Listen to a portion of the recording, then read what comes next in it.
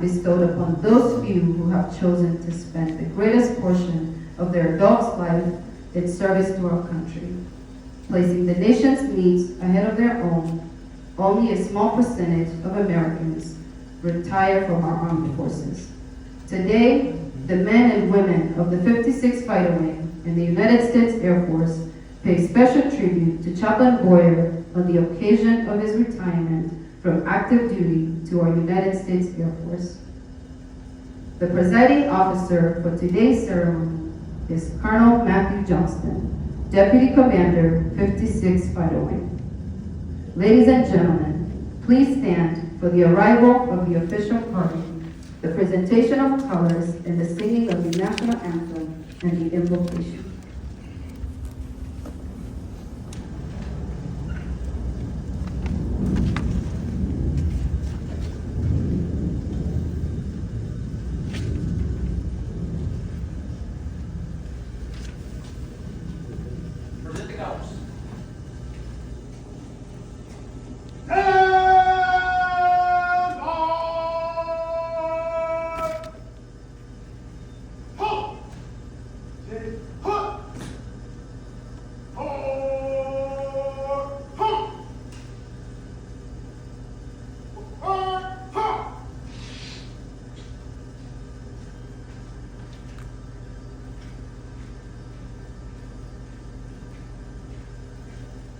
Mark.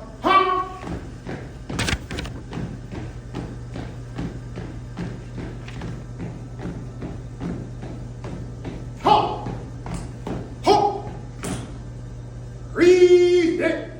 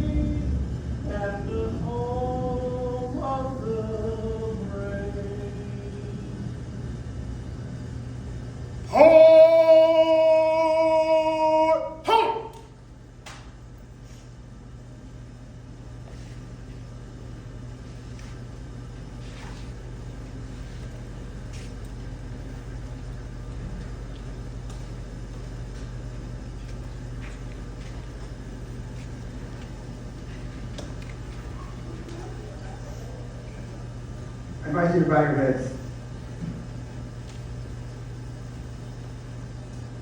Heavenly Father, we gather today to celebrate my boss, mentor, and friend, Chaplain Boyer's retirement from the Air Force. I want to thank you first for his wonderful wife, Crystal, who has served alongside him for these 22 years of dedicated service. He married up, and he knows it. What a wonderful wife and partner in ministry she is. And of course, his and Crystal's parents, who have been so supportive. And let's not forget the many Air Force members who have poured into his life. In addition, you have blessed him with an amazing family. His wonderful kids, Kendra, Caleb, Brendan, Aubrey, and Saran. He bragged about them all the time. How they burned through college, fixed up vehicles, off-roaded, four-wheeled at the dunes, epic camping trips, excelled at volleyball, weren't too cool to go on hikes or hang out with Dad. My words, not Boyer's.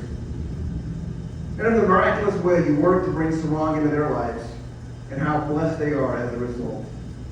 Let's just step back for a moment and give you praise. For what can happen, though not guaranteed, with a family, the people follow your word. It's all because of you. Lord, let me just pray for each of these that I've mentioned. And I'll throw in now Enzo, Kendra's fiance. May they each pursue you and fully give themselves to you in your work. Bless them and make their paths straight. Lord, Chaplain Boyer still has a lot to give. You not only called him, but you've equipped him with many talents. My prayer is that he will continue to use those talents for your kingdom for many more years. If he blesses others like he has blessed me and our team, then he needs to stay connected with his nose close to the grinding stone. I know that he intends to do that. And I pray that you will bless him, my dear brother and servant, and his wife with your continued favor and presence. Although the final well done is reserved for your judgment, I give you praise that I can say to him, well done for your service in the Air Force. I pray all these things in your mighty name. Amen. Ladies and gentlemen, please be seated. Thank you, Luke Onegard, Dr. Boyer, for that beautiful rendition of the national anthem, and Chaplain Compier for your inspirational words.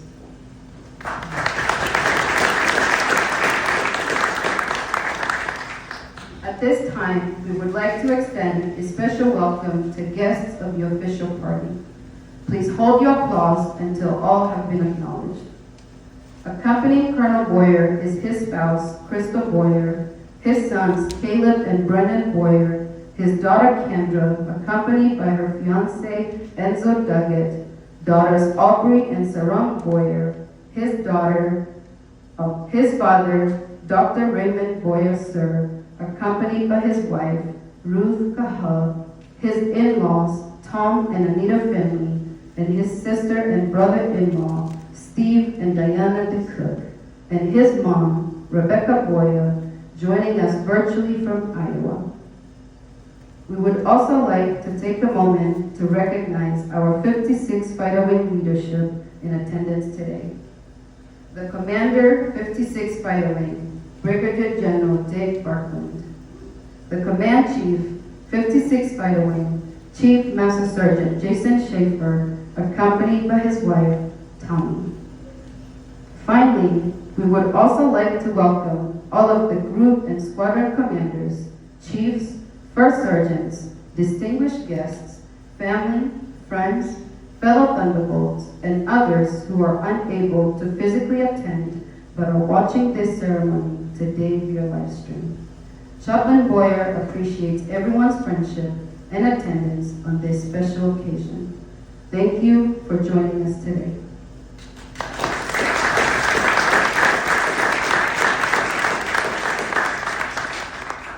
It is now my distinct pleasure to introduce the presiding officer for today's ceremony.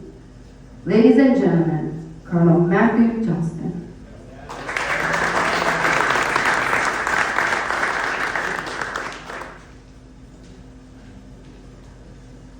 I don't have a man voice like Chaplain Rifle, but I'll do my best without my first man.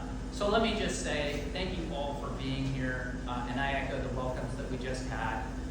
This is a great day, and I'm glad we can all celebrate it with you. And it's just kind of us two up here and the team over here, but really your whole family's up here with you celebrating 23 years of honorable service in the military.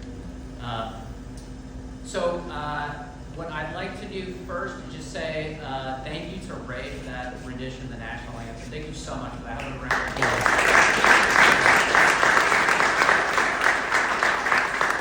And thank you to Falcon Dunes. This is a great setting. John wanted everyone to look out to see the white tanks in the golf course. It's going to raise these a little bit more, but that's all right. I think we can still see it out there. And just thanks to the team for setting up this ceremony. It looks small, but these ceremonies, a lot of work goes into it between the chaplain team setting it up, but also protocol. So just really appreciate you guys as always. All right, can we hand it out? So every Friday, Chaplain Boyer, or if he's out of town or with family, does his chaplain thoughts. And I've been listening to it for 3 years. And it's one of the most, it's the best part about the Cub, our Commander's Update, right? but this is where various organizations around base brief the boss and chief on what's happening that they need to know about at their level. And this is just, he does one slide, but then he spends about 3 minutes really going into it. It's not just about that typical, what you would expect a chaplain board to talk about spirituality. He goes into resilience, wisdom in general, and I really appreciate it. If you can add data to it, you always do. And you prove your point every time. And I know the boss and chief really enjoy that moment as well. So I know that the chaplaincy will continue to do that. So, and he did it today. So we're good there. Okay. So we'll just pass those around if you don't mind, and feel free to review them as we're going through. But if we're going to talk, and really the intent of me doing this is because Chaplain Boyer is going to talk about everybody but himself when he gets up here. So what I have to do is tell you about him and his career, because he'll never get to it. But before we do that, we have to talk about a few things. We got to talk about how John and Crystal met, because that predates the Air Force, and she's honestly the reason you're in the Air Force. We got to talk about September 11th, 2001, and the attacks on the U.S. We got to talk about your dad, Ray, and then we got to talk about this mental mindset you had as you were entering the military about service to God, family, and the military. And that's really stuck with you all 23 years. I do have 5 pages. They're single-spaced or single-sided, 16 font, so it's not that bad. So Crystal and John will meet in 1999 in California. John's coming out from Iowa to check out the seminaries in California. So mutual friends will have them meet, and they meet one time, and they both walked away that night. You went back to wherever you were staying and wrote in your notebook that he says, "I just met the woman I'm going to marry tonight." And Crystal goes home and tells her roommate, "I just met the man I'm going to marry." So he'll come out to seminary in California, they'll start dating, and 2 years later, you're married in 2001. Then September 11th happens. And you're trying to figure out what this means for you, because you're going to be a civilian pastor at this point. And there's many ways you can serve after September 11th. Didn't have to be the military. That was just the coolest one. But you start thinking, what's the best way to serve? You start thinking about your dad and what he did during Vietnam. And he served in the Air Force in Vietnam. And so then you go to your wife, and I love the way you write it. I asked permission if I could join the military. Because you uprooted your plans at this point. You guys agreed to.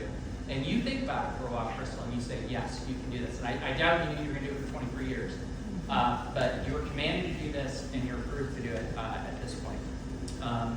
He calls the Navy, and he says, "I'd like to be a chaplain in the Navy." This is after September 11th. Everybody wants people to join, the military want people to join. The Navy never gets back to him, which just cracks me up. He calls the Army. They're like, yes, and you ship off to training in a couple of weeks.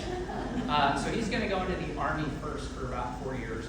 And interestingly, I was like, what is it like, what is it from your perspective to be a chaplain in the military? And he said, well, start with the creed. So the creed of a chaplain is nurturing the living, caring for the wounded, and honoring the dead, which you'll get to do very early in your career. And the fact is, chaplains are some of the first people you call in crisis, trauma, or death, whether it's the family or us going, help, please. And we've all been on the notifications. I got my first one with Rob, and I learned so much from you. And I remember as we were driving to Mesa, this is to tell a family that their child had died. And I was like, how do you continually do this thing? I was crushed afterwards. And you're like, it's the job. Somebody's got to do it, and you stepped up to do that. Okay, so in 2003, you're leaving California for your first duty station in Fort Hood, Texas, where my wife is from, and you have your first child, Kendra. And then you rapidly deploy out to Iraq. And if anyone remembers, this is now 04, 05. It's some of the most fierce fighting that we've had, whether in Iraq or Afghanistan. In 04, and this is new for some people, but not for a lot of us, but we had just purged the Ba'athist Party out of the Iraqi government. We disbanded the Iraqi army. So there were a lot of underemployed military-age people in Iraq. This is about the time Al-Qaeda in Iraq had infiltrated the country, and the love affair with the first invasion was over, and now we're in full insurgency mode at that point. And this is where we start learning about IEDs, booby traps, and vehicle-borne IEDs. So he is going to be out on the battlefield, seeing some of the most worst egregious combat of the entire 20-year war. And you're seeing a lot of death and trauma. This is Fallujah Battle 1 and Fallujah Battle 2. These are the worst casualty numbers the U.S. had seen in decades, since Vietnam. While there, you're actually going to earn a Bronze Star for your work out in the field. But it wasn't just out in the field with the soldiers tending to them. He was actually meeting with religious leaders, because at this point we were trying to form alliances, and obviously it's a Sunni and Shia-based society, so trying to make the bonds between our government and theirs and seeing if we can find some common ground. But he's also seeing that there's a need. There's a lot of children, and combat is a horrible place for everybody, but particularly children. And so he goes out of his way to try and just create some joy for kids. And it was extremely popular. He ends up throwing this carnival, kids carnival, for 1,000 kids. And he's like, it was just wonderful to see kids smiling in a war zone, after being through this for the last 2 years.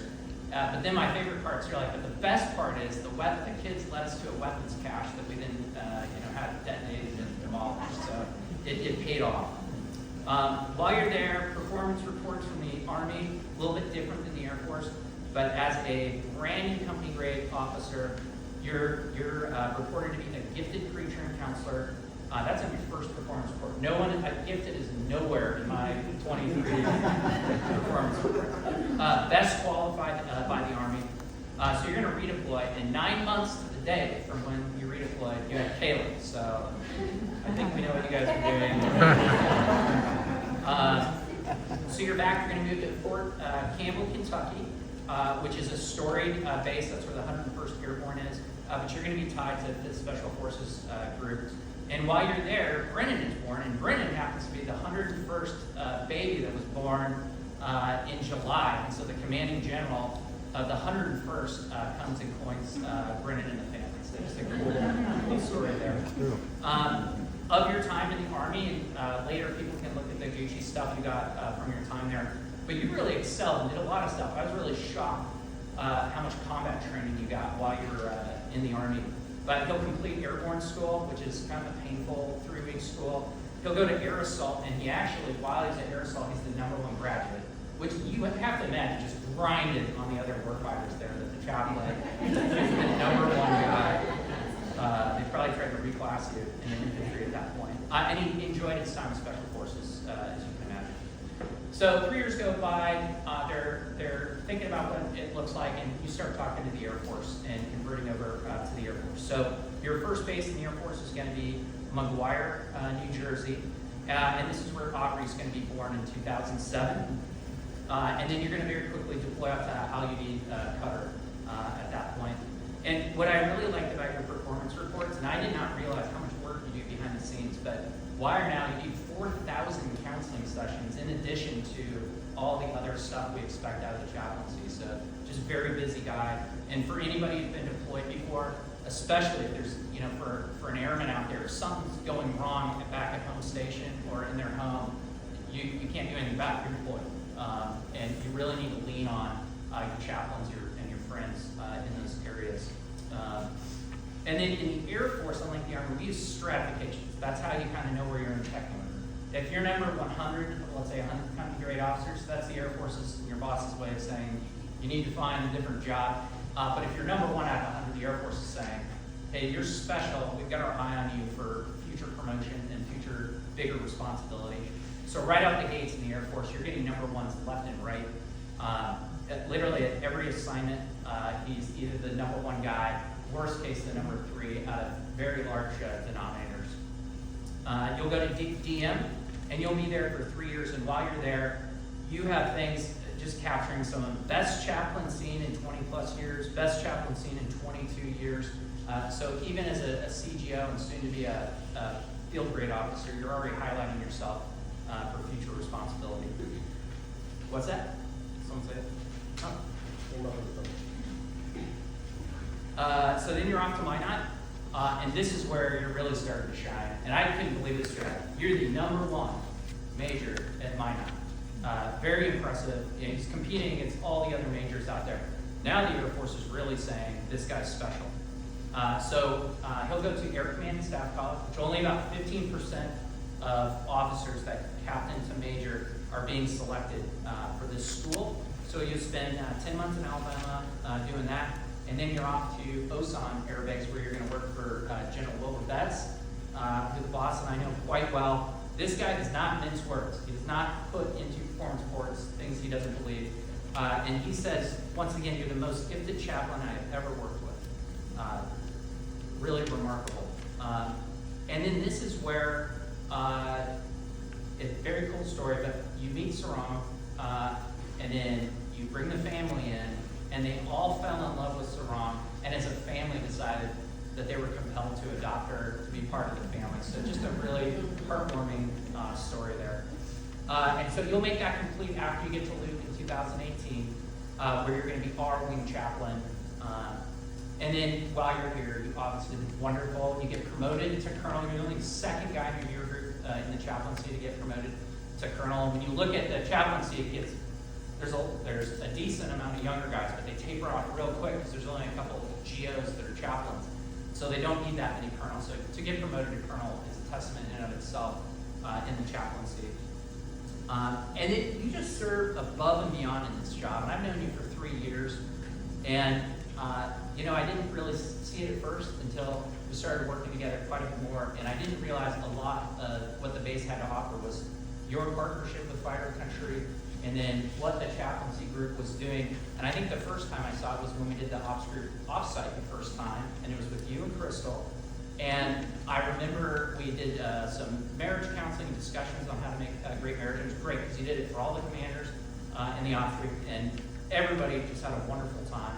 The Radford racing we do for families, the parachuting, which is crazy to do that. The single parent events. We got a lot of single parent airmen out there, and they can't afford to do a lot of stuff with their kids, like Great Wolf Lodge. And when they come back from this weekend, they're given 5 out of 5 stars for everybody who attended. It's just, you're going well above. You don't need to do that stuff, and I appreciate you doing it. And then I love seeing you all out and about, and I think that's your leadership. Get out of the chapel, get out amongst the airmen. There are more events to get fit. You cannot starve at Luke Air Force Base because you're constantly feeding everybody with your team. And then the mark of a real leader, and what we're tasked to do is create future leaders. And that's really what you've done. You've got high caliber staff. There was no doubt in the boss's mind when he agreed to take Rob as the next wing chaplain that you had shown him everything how to be successful, and he's the kind of guy that can do all that. So appreciate you growing future leaders. Okay, some other highlights from his career. So he won the #1 company grade officer chaplain in the entire Air Force. He was a Department of Defense Commander-in-Chief Special Recognition recipient, the only one selected. He was the Al Udeid Air Base Hall of Fame recipient, Combined Joint Task Force Jordan, Superior Performer, numerous Officer of the Year award wins at group and wing levels, and then I think he's most proud about is his team has won the #1 chaplain team in the Air Force, which is huge. We're talking about many bases, then 3 MAJCOM. So again, many bases. So you just effectively run teams, which is really what the Air Force wants us to do.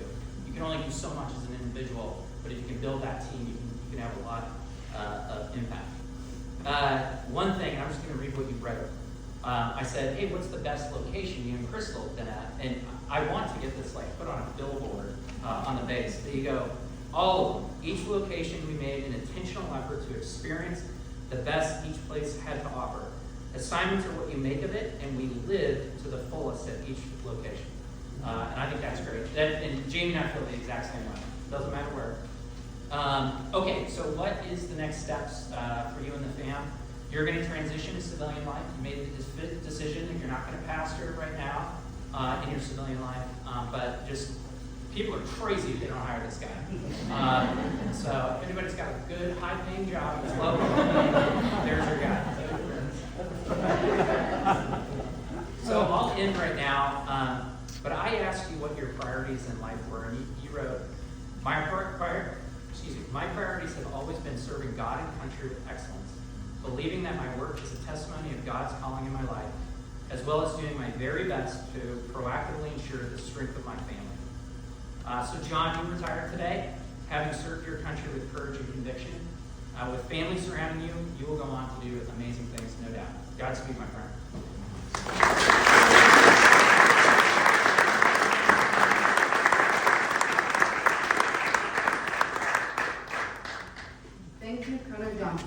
Ladies and gentlemen, please stand for the presentation of the Meritorious Service Medal and the reading of the retirement order.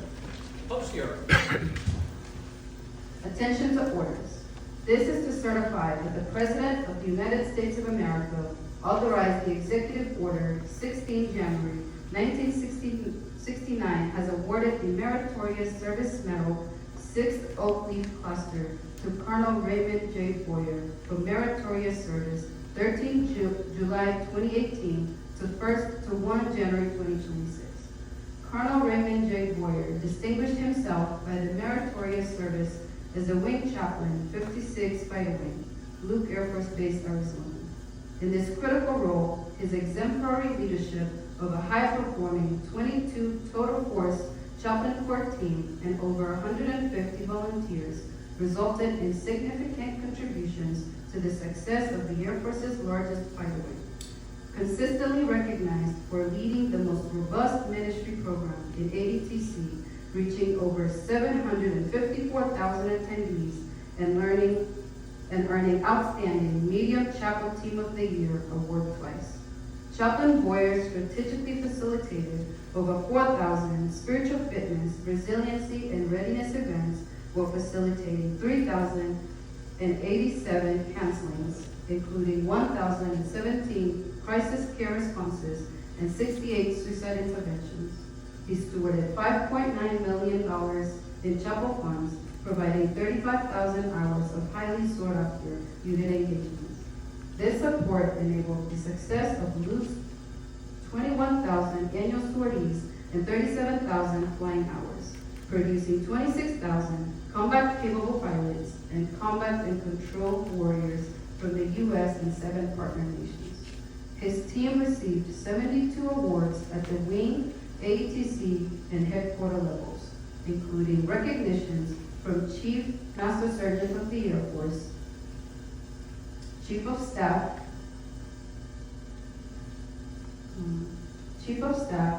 of the Air Force, and the Chief Master Sergeant of the Air Force. The singularly distinctive accomplishments of Colonel Boyer culminates a long and distinguished career in the service of his country and reflects great credit upon himself and the Air Force. Colonel Johnston will now retire Colonel Boyer.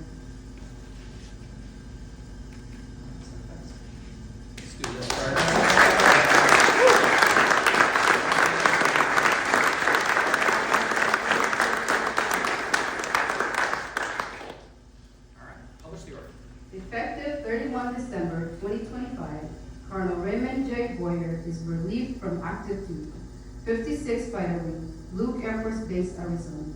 Retired effective 1 January 2026 for AFI 363203 in the grade of Colonel.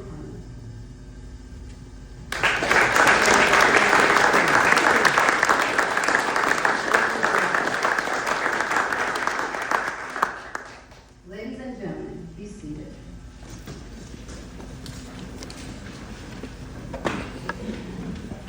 Colonel Boyer was presented with a certificate of retirement.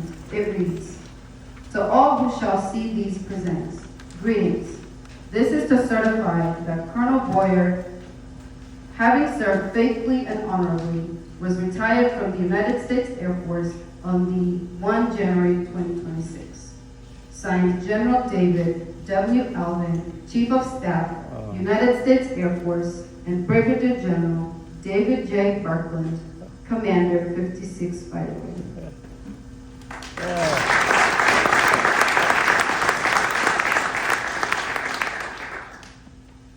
At this time, we would like to invite Mrs. Crystal Boyer, on the stage for the presentation of the retirement pin.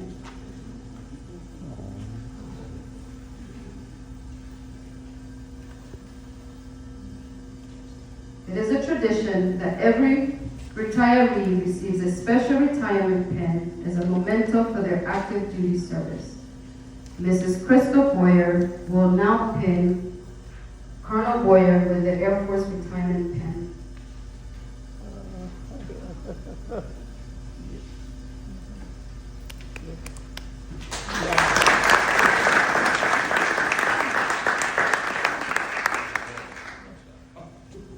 We would be remiss to not recognize the Boyer family for their sacrifice and support of his service.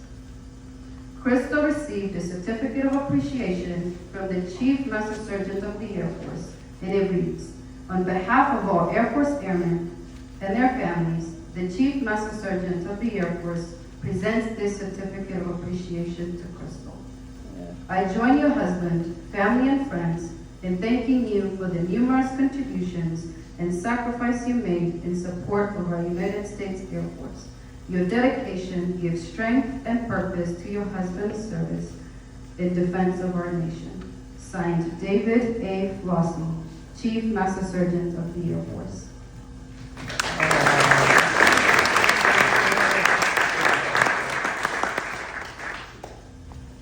Thank you, Ms. Crystal, Kendra, Caleb, Brennan, Aubrey, and Saram. Please come forward to join your parents.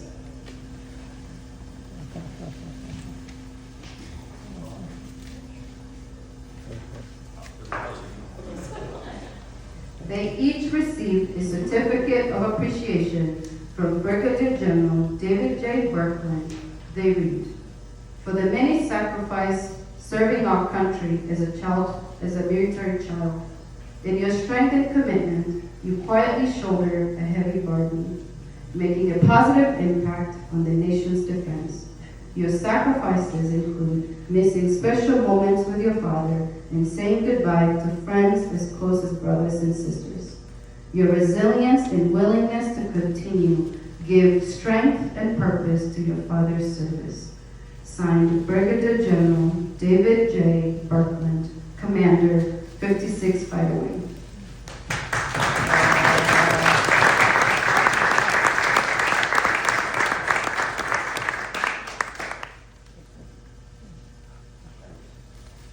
Thank you to the Boyer family.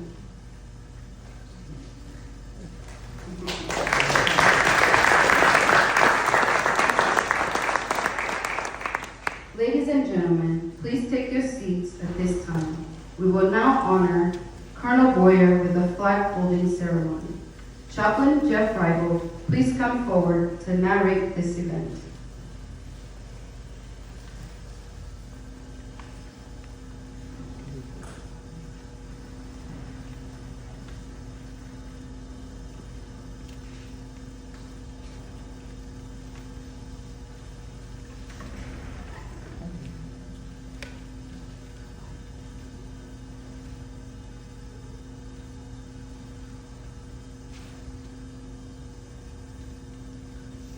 For more than 200 years, the American flag has been a symbol of our nation's unity, as well as a source of pride and inspiration for millions of citizens. Born on June 14, 1777, the Second Continental Congress determined that the flag of the United States be 13 stripes, alternating between 7 red and 7 white, and that the Union be 13 stars, white in a blue field representing a new constellation.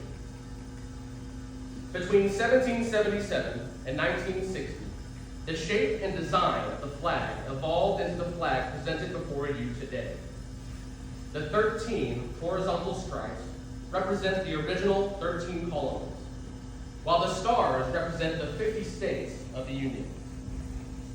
The colors of the flag are symbolic as well.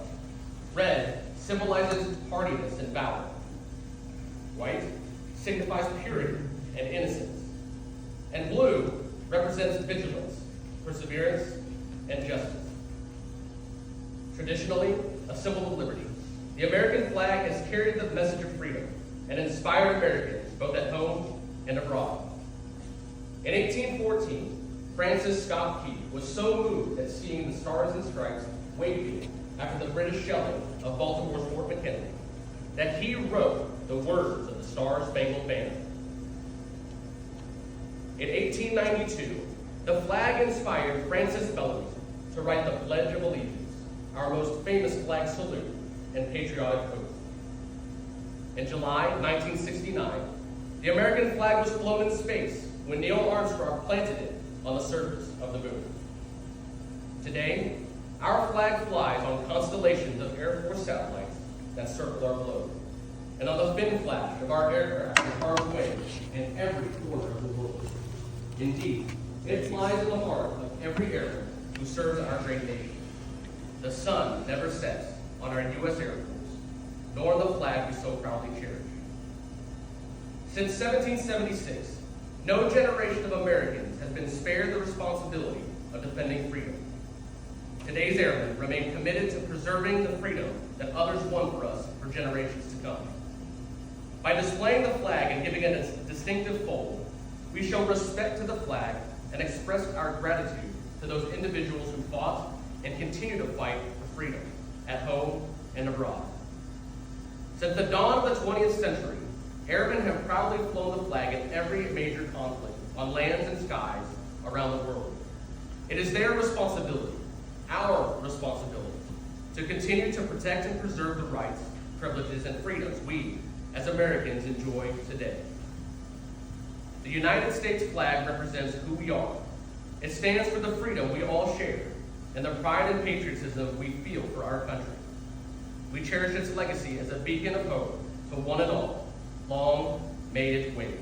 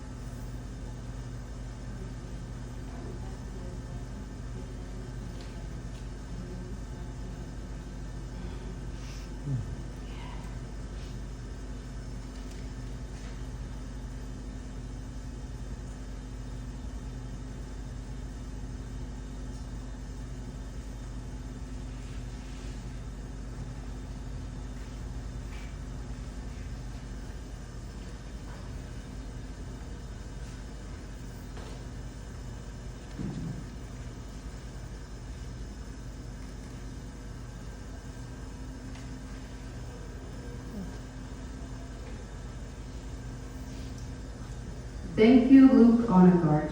Ladies and gentlemen, it is my pleasure to introduce to you Chaplain Colonel Raymond J. Boyer, United States Air Force, retired.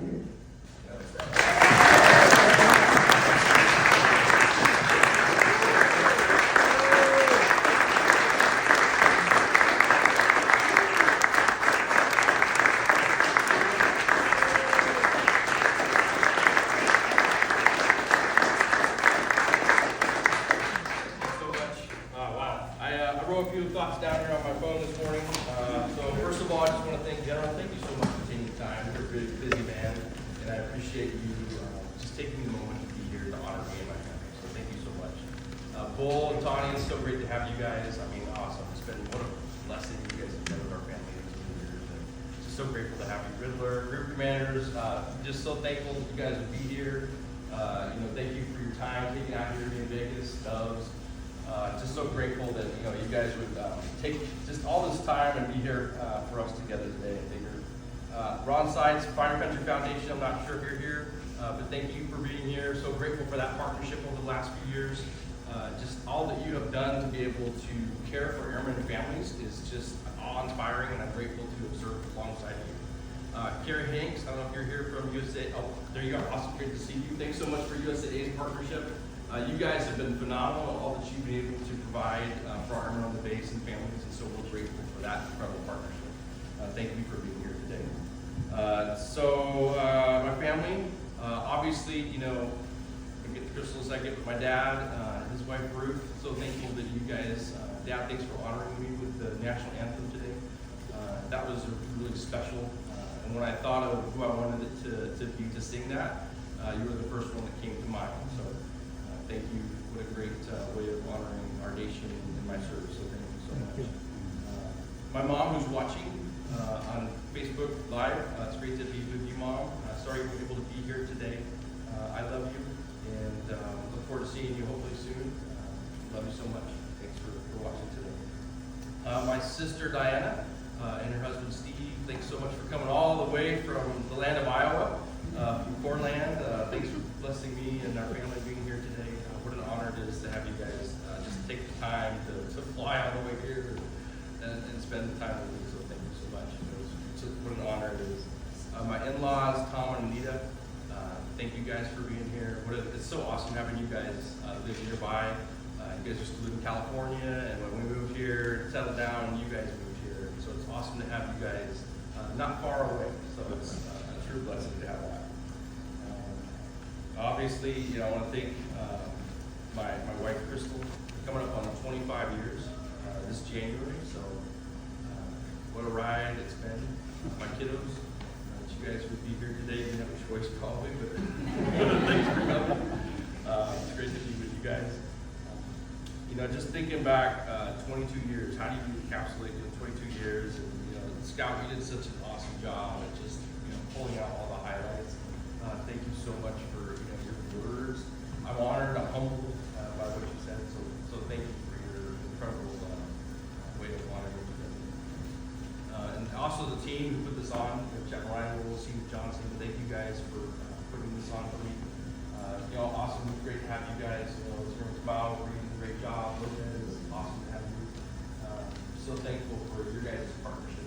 So thanks for honoring me and my family. 22 years, never meant to stay this long. Honestly, I just, September 11th, we talked about that happened. 2001, and my initial thing was just, I have this feeling of wanting to serve God, and it was coupled with wanting to serve my country at that moment. And so then, Scout kind of talked about it, called up, I got Crystal's permission and called up the Navy. They didn't call me back. So I called up the Army, and literally was like 2 weeks later. I still remember, there's this little fuzzy. Crystal says that she came home from work one day, and I was sitting on the couch with this grin on my face, and said to her, guess what I did today?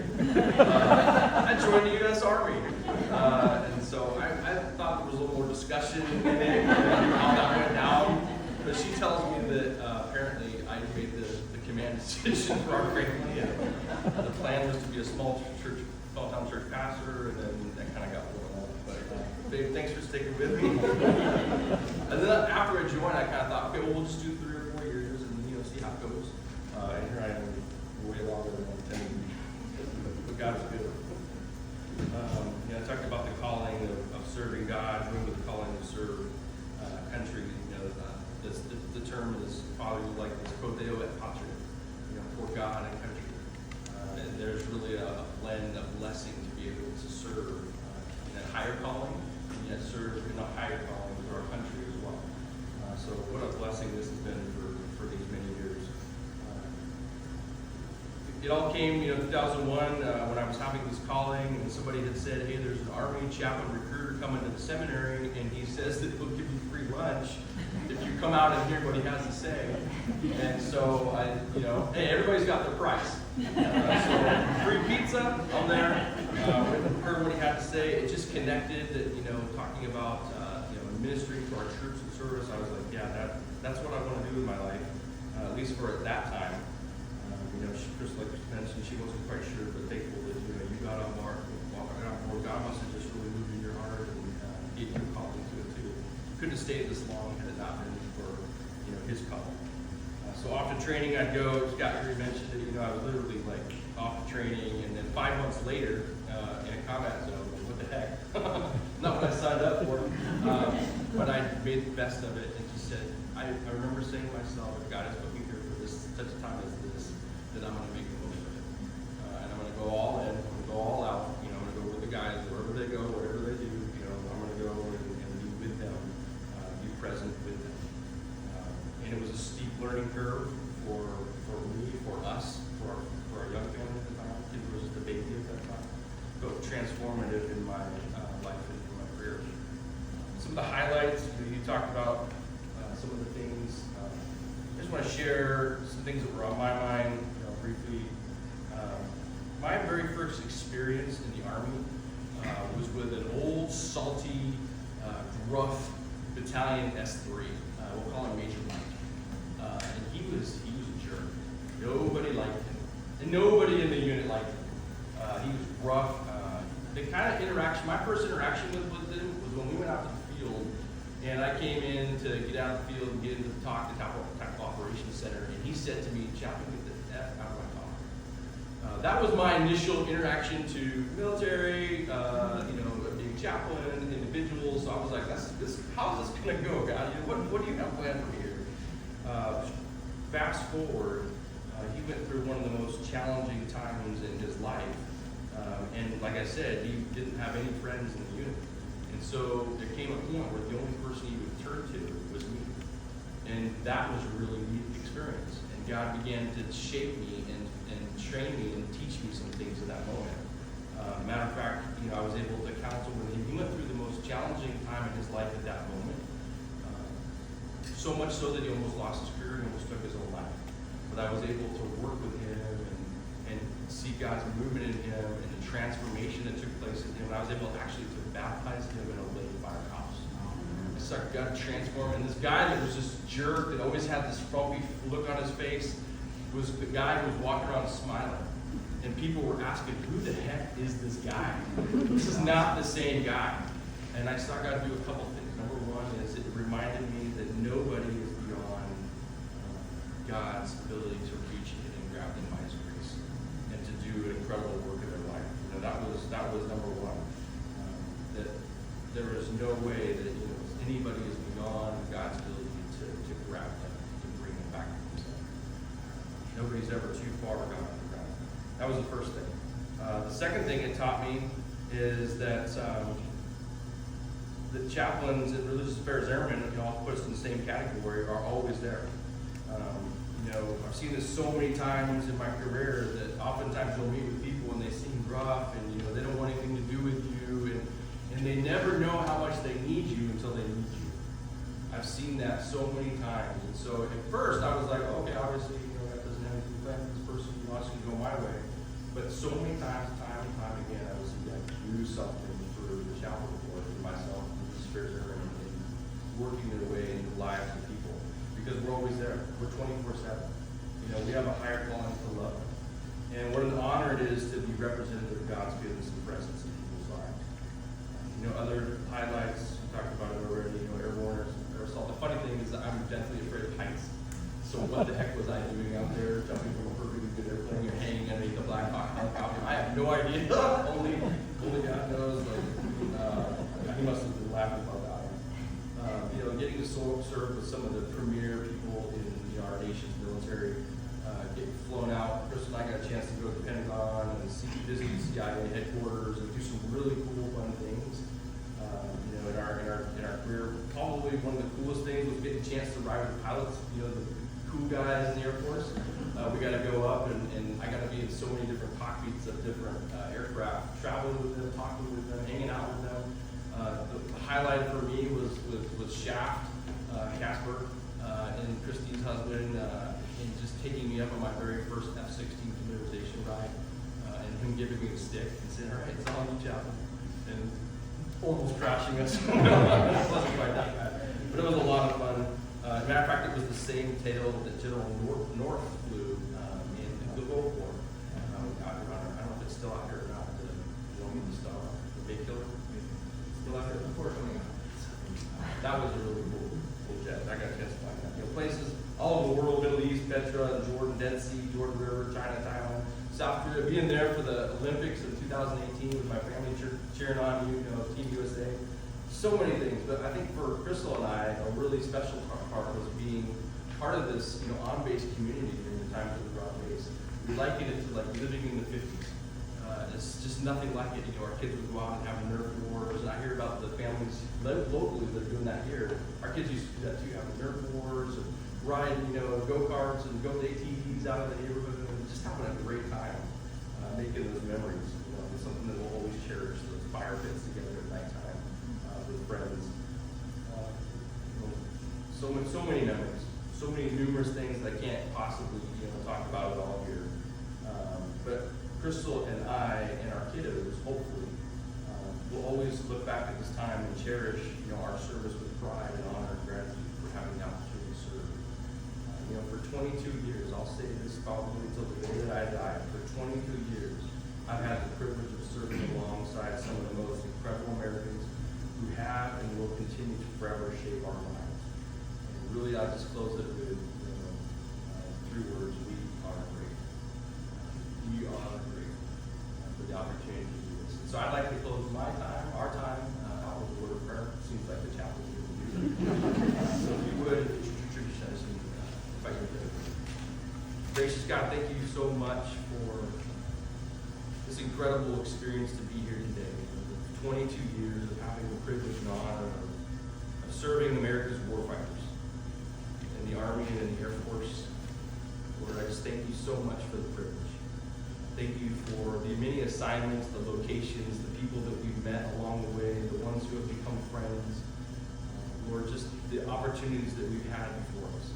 I could never imagine, and I have no idea why you chose this small town boy from Idaho to go and do some of the awesome things that we've gotten a chance to do, Lord. But I am incredibly grateful, incredibly humble. And I see it, and I will see it for the remainder of my days as an incredible privilege, blessing. So thank you for being a part of this Army and Air Force family, and for 22 years of it being my home. It will continue always probably in a very special place to be part of our home. So thank you for our time. Thank you for those who were able to come out today, gathering, and just taking the time to get away from their business schedules. Bless each one of you. Praise in your holy and almighty name. Amen. Amen. Amen. All right. What's up?